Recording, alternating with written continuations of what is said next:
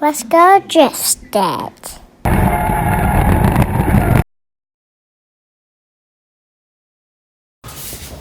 So we had to, because of this new fuel cell, I'm going to have to adjust the mounting and routing of the exhaust. So I figured I'd show you guys entirely what I have done for the exhaust for the swap on my RX7.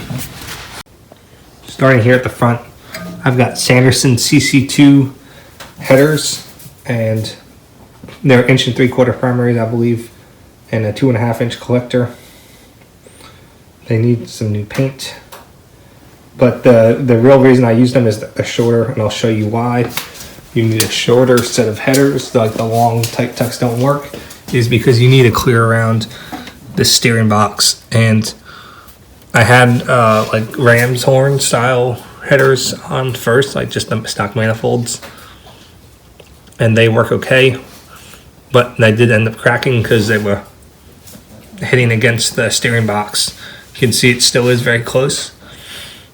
Ideally, you would want either tubes that put the collector over here more forwards, or somehow we're able to get around it.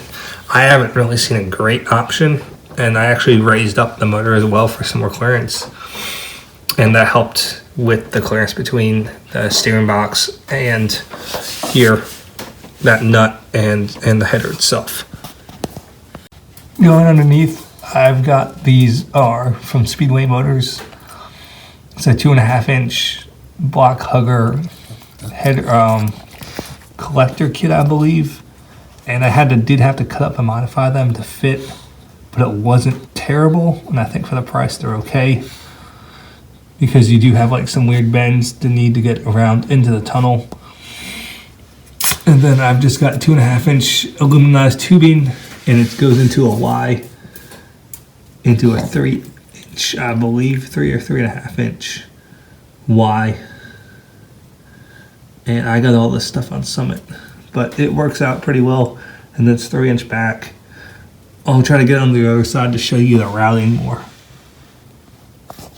So you can see on this side, I've got both of them are routed inside the frame rail, and you can see kind of how that goes. And then this is joining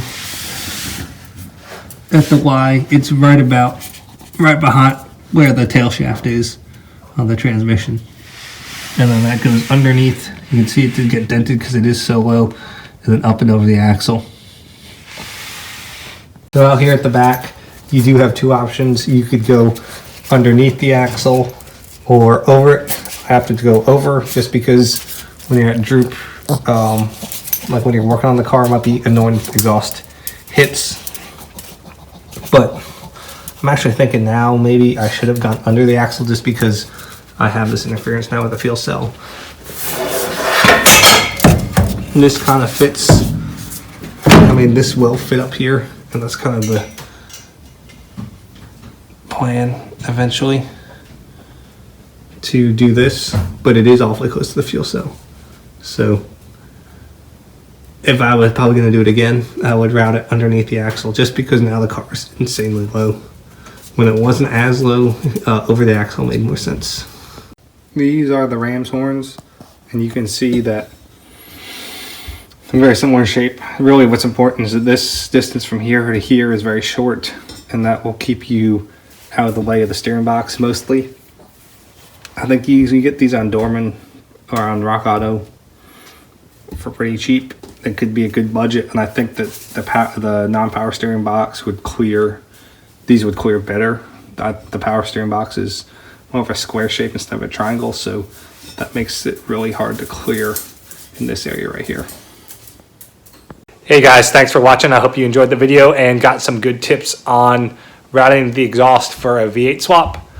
I will be definitely finishing this up before I go drifting on the 15th.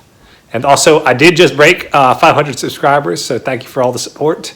And there'll be a giveaway video coming up soon. If you're not already following me on Facebook, check me out on facebook.com/thedriftingdad, and there's a post there on entering the giveaway contest.